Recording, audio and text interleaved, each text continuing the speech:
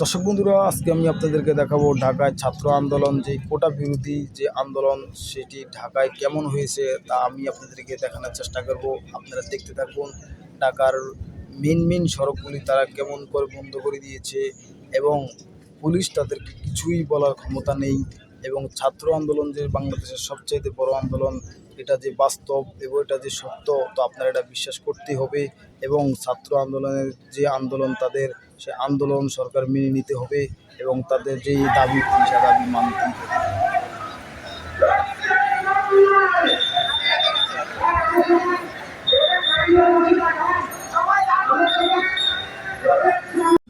তো দর্শক বন্ধুরা, আপনারা আমার চ্যানেলটি ফলো করে রাখুন। আমি আপনাদেরকে ঢাকার বিভিন্ন কিছু সড়কের অবস্থা আমি আপনাদেরকে দেখাবো, যে ছাত্র কোটা বিরোধী আন্দোলনের কারণে যেই মানুষের যে দুর্ভোগে পড়েছে, আমি আপনাদেরকে সেই সমস্ত কিছু দৃশ্য দেখানোর চেষ্টা করব। আপনারা আমার সঙ্গেই থাকুন।